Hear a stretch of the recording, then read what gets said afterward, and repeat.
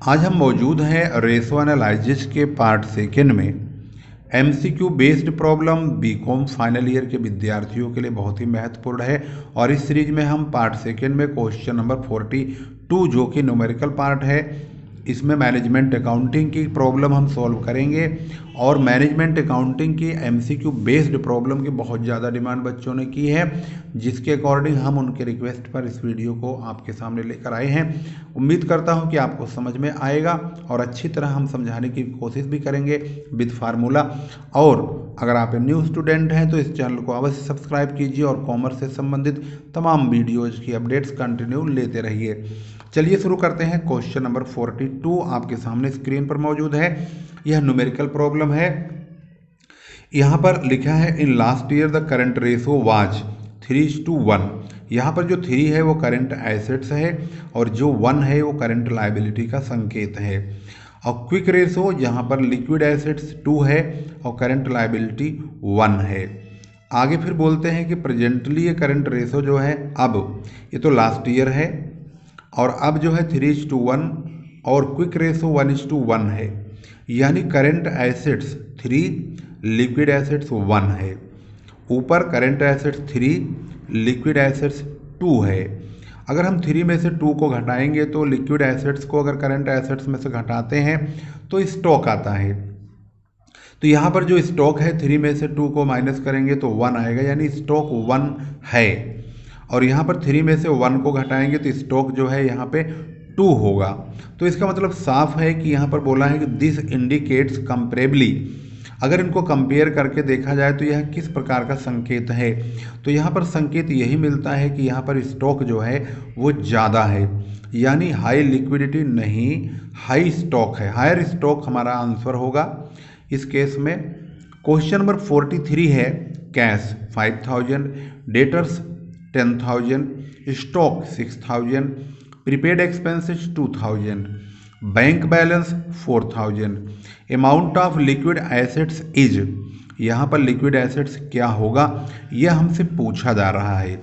तो liquid assets में हमेशा करंट एसेट्स में से हम स्टॉक को और प्रीपेड एक्सपेंसेस को अगर निकाल देते हैं तो हमारा लिक्विड एसेट्स बन जाता है। इस क्वेश्चन को अगर ध्यान से हम देखेंगे, स्टॉक 6,000 का है, प्रीपेड एक्सपेंसेस 2,000 का है। इन दोनों को छोड़ दीजिए, बाकी कैश को, डेटर्स को और बैंक को, इन तीनों को जोड़ लेंगे तो लिक्विड एसेट्स आ जाएगा। क्वेश्चन के मुताबिक हमें यही इन्फॉर्मेशन दी हुई है जो कि आपके सामने मौजूद है। Cash, debtors, stock, prepaid, bank. अब ये सभी मिला करके लिक्विड एसेट्स क्या होगा, तो अभी मैंने बताया कैश, डेटर और बैंक, ये 3 को ही जोड़ेंगे क्योंकि लिक्विड एसेट्स में स्टॉक और प्रीपेड एक्सपेंसेस को इग्नोर कर दिया जाता है। यानी इन तीनों को जोड़ने से हमारा आंसर बनता है 5,000, 10,000 एंड 4,000 इक्वल टू 19,000। तो इसका जो सही जवाब है वो है 19,000, यानी 19,000 रुपये। अगला question number 44, if opening stock is 15,000, purchase 40,000, cost of goods sold 52,000 and sales 57,000, what will be the amount of gross profit. Question में ग्रॉस प्रॉफिट के बारे में कहा गया है। अब ग्रॉस प्रॉफिट का फार्मूला बहुत सिंपल होता है। हम जो इन्फॉर्मेशन हमें दी है उस इन्फॉर्मेशन के मुताबिक अगर हम सवाल में देखें तो ओपनिंग स्टॉक यहाँ पर दिया हुआ है। ओपनिंग स्टॉक 15,000, परचेज 40,000, COGS यानी cost of goods sold 52,000, sales 57,000। Gross profit का जो फार्मूला होता है वो होता है सेल्स माइनस COGS यानी कॉस्ट ऑफ गुड्स सोल्ड। तो 57,000 में से 52,000 माइनस कर देंगे तो 5,000 का ग्रॉस प्रॉफिट आ जाएगा। इसका मतलब है इसका जो सही जवाब है वो है बी।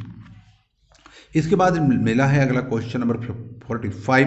अगर ध्यान से देखेंगे तो यहाँ पर लिखा गया है if net sale is 5,000 rupees, operating expenses 14,500 and sale is 25,000, what will be the amount of gross profit. Gross profit क्या होगा, इसकी इन्फॉर्मेशन को हम पहले आपके सामने लिख देते हैं। नेट लॉस, ऑपरेटिंग एक्सपेंसेस 14,500 है, नेट लॉस 5,000 है, सेल्स 25,000 है, ग्रॉस प्रॉफिट पूछा गया है। इस केस में ग्रॉस प्रॉफिट इक्वल टू होता है operating expenses minus net loss. Operating expenses ये है, इसमें से नेट लॉस को घटा देंगे 5,000 को, तो हमें ग्रॉस प्रॉफिट का पता चल जाएगा। यानी ग्रॉस प्रॉफिट 9,500 रुपया होगा, जिसमें से ऑपरेटिंग एक्सपेंसेस अगर इसको हम घटा देते हैं तो 5,000 रुपये का अपने आप ही लॉस आ जाएगा। तो क्वेश्चन नंबर 45 हो चुका है। Question number 46, if cost of goods sold is 9,500, operating expenses 2,700, sales 13,000, what is the amount of net profit. अब सवाल में पूछा गया नेट प्रॉफिट आखिर क्या है, तो इसकी जानकारी के लिए आपको समझना होगा। सबसे पहले देखेंगे इन्फॉर्मेशन हमें क्या मिली हुई है। इस इन्फॉर्मेशन के मुताबिक क्वेश्चन को अगर ध्यान से देखेंगे तो यहाँ पर जो इन्फॉर्मेशन है COGS यानी कॉस्ट ऑफ गुड्स सोल्ड है, ऑपरेटिंग एक्सपेंसेज है, सेल्स है, नेट प्रॉफिट पूछा गया है।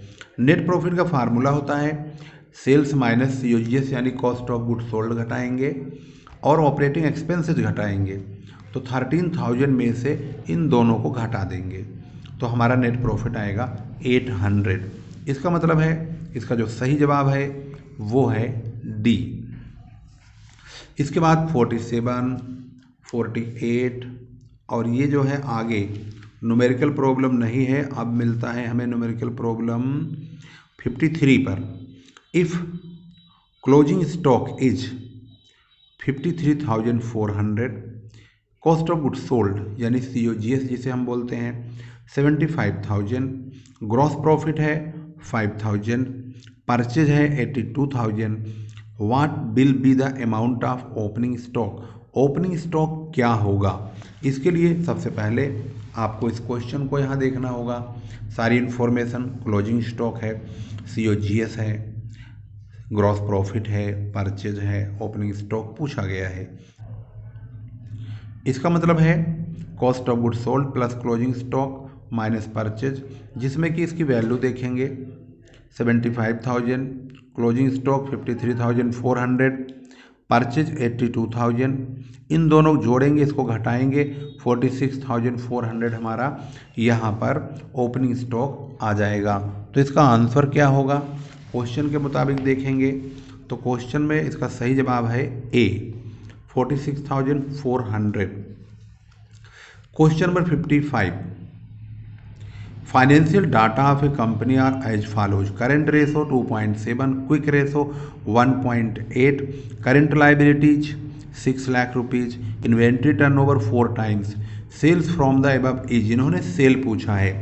वैसे ये जो लैंग्वेज है सेल तो नहीं पूछा जाना चाहिए, यहाँ पूछा जाना चाहिए कॉस्ट ऑफ गुड्स सोल्ड, क्योंकि करेंट रेशो, लिक्विड रेशो, इससे स्टॉक आएगा। स्टॉक से इन्वेंट्री टर्नओवर अगर इन्होंने फार्मूलाइज किया है तो cost of goods sold upon average stock होता है। तो ये जो थोड़ा सा भ्रामक दे दिया इन्होंने, यहाँ जवाब होना चाहिए COGS का यानी कॉस्ट ऑफ सेल का। फिर भी अब इनकी इन्फॉर्मेशन को सबसे पहले हम उतार लेते हैं। 2.7 जो रेशो है वह आगे नहीं दिया है, 2.7 दिया है तो उसको हम 1 अपनी तरफ से जोड़ लेंगे। Current ratio 2.7 ratio 1, quick ratio 1.8 ratio 1, current liability यहाँ पर दिया है 6 लाख का, इन्वेंट्री टर्नओवर 4 टाइम्स का है, इसलिए हम COGS निकालेंगे ना कि सेल। सबसे पहले हम इसको समझने के लिए करंट रेशो को ही अप्लाई करेंगे। करंट रेशो फार्मूला CA/CL यानी current assets upon current liabilities, 2.7 upon 1 equal to CA upon 6 lakh रुपए, क्योंकि करंट लायबिलिटी तो हमें पता ही है। तो करंट एसेट्स इक्वल टू होगा, हम इसको क्रॉस मल्टीप्लाई इस तरह से कर देंगे, करंट एसेट्स इक्वल टू दोनों की मल्टीप्लाई करेंगे तो 16,20,000 आएगा। क्विक रेशो होता है liquid assets upon current liability, यानी कि 1.8 upon 1 equal to liquid assets upon 6 lakh. इसमें भी क्रॉस मल्टीप्लाई करेंगे तो लिक्विड एसेट्स आ जाएगा, इन दोनों की मल्टीप्लाई करेंगे तो 10,80,000 आ जाएगा। यानी हमारे पास करंट एसेट्स यानी कि ये value, current liability liquid assets यानी ये वैल्यू प्राप्त हो गई है। तो हम आराम से स्टॉक निकाल सकते हैं। CA यानी करंट एसेट्स में से लिक्विड एसेट्स को अगर माइनस कर दिया जाए तो हमें स्टॉक का पता चल जाएगा। यानी 16,20,000 में से 10,80,000 को माइनस करेंगे तो 5,40,000 आ जाएगा। स्टॉक टर्नओवर रेशो निकालने के लिए COGS यानी cost of goods sold upon average stock का प्रयोग किया जाता है। 4 equal to COGS upon average stock हमने निकाल लिया। स्टॉक या एवरेज स्टॉक जब तक ओपनिंग क्लोजिंग के बारे में नहीं कहा जाएगा तो यही एवरेज स्टॉक माना जाएगा। तो हम इसको रखेंगे तो और क्रॉस मल्टीप्लाई होगा इस प्रकार से। इसके नीचे कुछ नहीं है तो इसके नीचे 1 ही मान सकते हैं, ऐसा कुछ नहीं है। तो COGS की 1 से मल्टीप्लाई होगी, 4 की इससे होगी 5,40,000 से। तो COGS की वैल्यू यानी कि कॉस्ट ऑफ गुड्स सोल्ड की वैल्यू आएगी 21,60,000 रुपये। इसका मतलब है इसका जो जवाब होगा उसके अकॉर्डिंग हमारा जो आंसर है इस क्वेश्चन का 21,60,000 जो कि C सही जवाब है। इसके बाद अगला क्वेश्चन हम देखेंगे इसके आगे क्या है। क्वेश्चन में हम बहुत कम समय में ज़्यादा क्वेश्चन करने की कोशिश कर रहे हैं। आगे देखेंगे तो यहाँ पर कहीं भी न्यूमेरिकल प्रॉब्लम दिखाई नहीं दे रही है। अब हमें कहाँ मिलेगा न्यूमेरिकल प्रॉब्लम?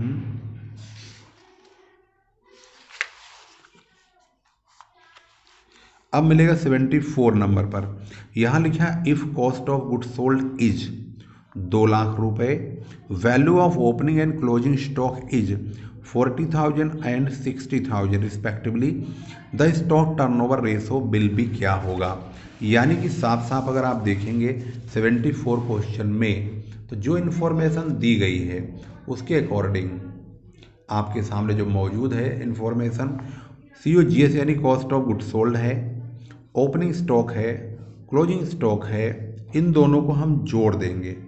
इन दोनों को जोड़ करके हम स्टॉक टर्नओवर आराम से निकालेंगे एवरेज स्टॉक बना करके। तो सबसे पहले हमने स्टॉक टर्नओवर, यहाँ क्वेश्चन मार्क लग गया। स्टॉक टर्नओवर होता है COGS अपॉन एवरेज स्टॉक। तो अब भाई COGS के लिए एवरेज स्टॉक भी चाहिए हमें। तो एवरेज स्टॉक होता है opening stock plus closing stock upon 2 यानी 40,000, 40,000 60,000 दोनों जोड़ के 2 से डिवाइड करेंगे, 1 लाख अपॉन 2 तो 50,000 आएगा यानी 50,000। स्टॉक टर्नओवर आसानी से निकल जाएगा यानी कि COGS हमारे पास ये रहा अपॉन 50,000, इसे डिवाइड करेंगे तो 4 टाइम्स आ जाएगा। इसका मतलब जो हमारा 74 क्वेश्चन नंबर है उसका जो जवाब है 4 टाइम्स है जो कि B है। तो इसका सही जवाब है B। अगला क्वेश्चन देखेंगे ध्यान से। तो अगला क्वेश्चन है 81 नंबर पे। अनसोल्ड यूनिट्स 3,000 है, सेलिंग प्राइस 80 रुपीज़ का है, कॉस्ट प्राइस है 65 रुपीज़ का। क्वेश्चन में यहाँ बोला गया है कि ग्रॉस प्रॉफिट रेशो बताइए। तो ग्रॉस प्रॉफिट रेशो का फार्मूला क्या होता है? सेलिंग में से हम कॉस्ट प्राइस को घटाएंगे तो ऑलरेडी पता ही है, प्रॉफिट का पता चलेगा ग्रॉस प्रॉफिट कितना आएगा। अब ग्रॉस प्रॉफिट रेशो का फार्मूला क्या होगा? पहले हम उस इन्फॉर्मेशन को लिखेंगे जो हमें दिया है। 3,000 यूनिट है, सेलिंग प्राइस 80 रुपये पर यूनिट है, कॉस्ट प्राइस 65 रुपये है। ग्रॉस प्रॉफिट रेशो का फार्मूला क्या होता है? Gross profit ratio equal to होता है gross profit into 100 upon cell.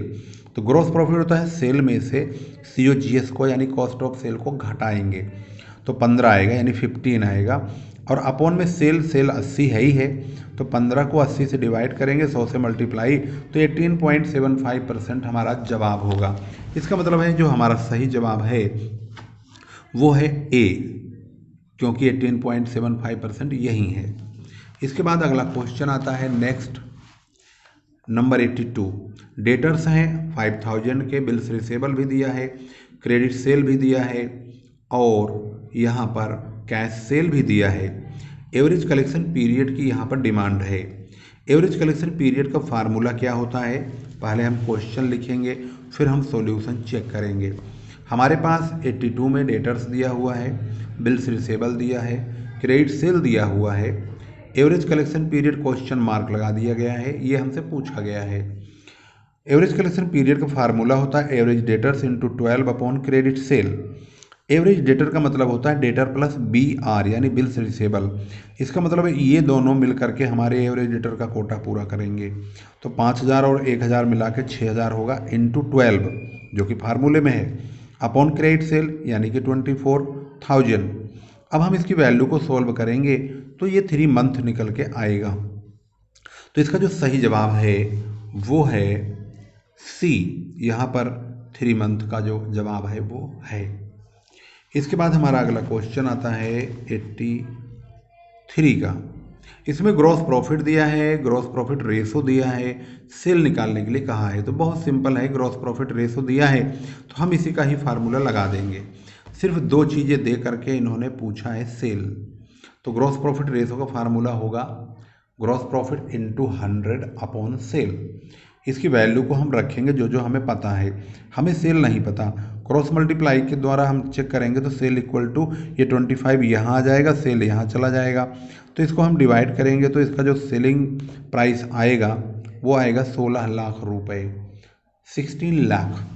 और इसका जो आंसर का सही जवाब है वो है 16 लाख कहाँ है, 83 में ये रहा 16 लाख, यानी इसका सही जवाब है ए। 84 में है cost of goods sold 12 lakh का, क्लोजिंग स्टॉक है और ओपनिंग स्टॉक भी दिया है। तो परचेज क्या होगा, इसमें परचेज का हमें फार्मूला लगाना होगा। आखिर परचेज होता क्या है, तो इसकी इन्फॉर्मेशन पहले लिख लेते हैं क्या दिया है। कॉस्ट ऑफ गुड्स सोल्ड दिया है 12 लाख रुपए का, क्लोजिंग स्टॉक है, ओपनिंग स्टॉक है, परचेज क्या है नहीं मालूम। परचेज इक्वल टू होता है cost of goods sold plus closing stock minus opening stock. 12 lakh को हम लेंगे, इसमें हम क्लोजिंग स्टॉक को 8,05,000 को जोड़ेंगे और 7,95,000 95,000 7,95,000 को माइनस करेंगे। तो जो यहाँ पर प्राप्त होगा वो 12,10,000 का परचेज आएगा। तो आंसर मिलाते हैं, इसका सही जवाब है ये 12,10,000, यानी ये जो है ए इसका सही जवाब प्रदर्शित कर रहा है। क्वेश्चन नंबर 85 में स्टॉक टर्नओवर दिया हुआ है 8 टाइम्स का और कॉस्ट ऑफ गुड्स सोल्ड है 6 लाख रुपए का। वैल्यू ऑफ क्लोजिंग स्टॉक क्या होगा, सिंपल सी बात है, हमारे पास स्टॉक टर्नओवर है तो हम उसी का फार्मूला पुट करेंगे। स्टॉक टर्नओवर 6 टाइम्स है, COGS ये रहा। क्लोजिंग स्टॉक या एवरेज स्टॉक ही पता लगाना होगा। ओपनिंग क्लोजिंग के बारे में कोई जानकारी नहीं है तो जो निकल कर आएगा वो क्लोजिंग स्टॉक या एवरेज स्टॉक ही होगा। स्टॉक टर्नओवर होता है COGS अपॉन एवरेज स्टॉक। इसकी वैल्यू को पुट करेंगे 6 और यहाँ पर है COGS यानी cost of goods sold 6 lakh का। एवरेज स्टॉक क्रॉस मल्टीप्लाई के द्वारा पता लगाएंगे, एवरेज स्टॉक इक्वल टू होगा 6 लाख अपॉन 6, 1 लाख रुपए आ जाएगा। इसके बाद है 86 क्वेश्चन नंबर 86 में फिक्स एसेट्स टर्नओवर है 1.25 times and cost of goods sold है 6 लाख रुपए का। वैल्यू ऑफ फिक्स एसेट्स क्या होगा। भाई आंसर दिया है फिक्स एसेट टर्नओवर का तो हमें यही फार्मूला लगाना पड़ेगा। फिक्स एसेट टर्नओवर दिया है, कॉस्ट ऑफ गुड्स सोल्ड भी दिया है, फिक्स एसेट्स क्या होगा क्वेश्चन मार्क है। फिक्स एसेट्स टर्नओवर का फार्मूला होता है cost of goods sold upon fix assets. हम इनकी वैल्यू को रखेंगे, वैल्यू रखने के बाद फिक्स एसेट्स इक्वल टू यही चीज़ उठ करके यहाँ आ जाएगी और ये यहाँ पहुँच जाएगी। तो 4,80,000 यानी 4,80,000 रुपये का क्लोजिंग स्टॉक मतलब कि फिक्स एसेट्स प्राप्त होता है। तो यहाँ पर फिक्स एसेट्स का जो आंसर है ये है बी, 4,80,000 यहीं पर मौजूद है। इसके बाद है नेट वर्थ 4 लाख रुपए का है, रिजर्व एंड सरप्लस 80,000 का है यानी 80,000 का। कैपिटल क्या होगा ये सबको पता है, अगर आप फार्मूला याद करते हैं तो नेट वर्थ जो होता है वो कैपिटल और रिजर्व एंड सरप्लस दोनों जोड़ करके ही नेट वर्थ बनता है। अगर हमसे पूछा जा रहा है तो हम इसको फार्मूलाइज कर लेंगे हल्का सा इस प्रकार से। देखिए नेट वर्थ दिया है, रिजर्व एंड सरप्लस दिया है, शेयर कैपिटल क्या होगा, reserve and surplus plus share capital मिला करके ही नेटवर्थ आता है। इसका मतलब अगर हम नेटवर्थ में से रिजर्व एंड सरप्लस घटाएंगे तो कैपिटल आ जाएगा, अगर नेटवर्थ में से शेयर कैपिटल घटाएंगे तो रिजर्व एंड सरप्लस आ जाएगा। तो इसका मतलब शेयर कैपिटल निकालने के लिए नेटवर्थ में से रिजर्व एंड सरप्लस को माइनस कर दीजिए। तो 4 लाख में से 80,000 को घटाएंगे तो 3,20,000 रुपये हमें प्राप्त हो जाएगा। ये हमारा जवाब क्या होना चाहिए, होना चाहिए बी। तो इसका सही जवाब है बी। यहाँ पर एवरेज कलेक्शन पीरियड है 45 डेज। सेल्स दिया हुआ है 8,80,000 का। Value of debtors will be, debtors की वैल्यू क्या होगी? इसके लिए जब इन्होंने एवरेज कलेक्शन पीरियड दिया है तो एवरेज कलेक्शन पीरियड का ही हमें फार्मूला लगाना पड़ेगा। तो इसका फार्मूला क्या होता है, पहले इन्फॉर्मेशन देखते हैं। एवरेज कलेक्शन पीरियड 45 डेज का दिया है, सेल्स दिया है, डेटर्स नहीं मालूम।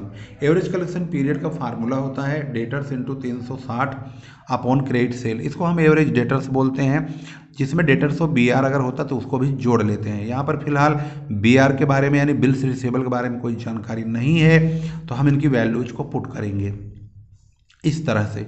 45 इक्वल टू डेटर्स इंटू 360 फार्मूले में है, क्रेडिट सेल हमारे पास ये दिया हुआ है और डेटर्स हमें नहीं मालूम है, हम इसको इस तरह से रखेंगे। तो डेटर्स इक्वल टू क्या होगा, यानी ये दोनों चीज़ें जो हमारी हैं इससे डिवाइड होगा, यानी इन दोनों से डिवाइड होगा, ये मल्टीप्लाई होगा।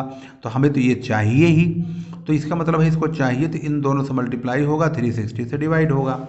डेटर्स इक्वल टू होगा 45 इंटू 88, यहाँ पर दिया हुआ है 8,80,000 अपॉन 360। इसको हम काट कूट के देखेंगे तो इसको भाई 1,10,000 का जो आंसर प्राप्त होगा, आप इसको कैलकुलेटर से चेक कर सकते हैं, चेक करते रहेंगे और आराम से इसका आंसर सॉल्व करेंगे और प्रैक्टिस करेंगे तो अच्छी तरह आपकी समझ में आता रहेगा। 88 क्वेश्चन नंबर का जवाब था 1,10,000, जो कि यहाँ पर दिया है और इसका सही जवाब है ए। इसके बाद है क्वेश्चन नंबर 90। करंट रेशो दिया है 2:1, लिक्विड रेशो दिया है 1.5:1, करंट लायबिलिटी 6 लाख का है और स्टॉक टर्नओवर है 3 times. Calculate cost of goods sold. Simple, इस क्वेश्चन को सबसे पहले हम लिख लेंगे, लिखने के बाद ही सॉल्व करेंगे। Current ratio 2:1, liquid ratio 1.5:1, current liability 6 lakh, stock turnover 3 times, COGS पता नहीं है।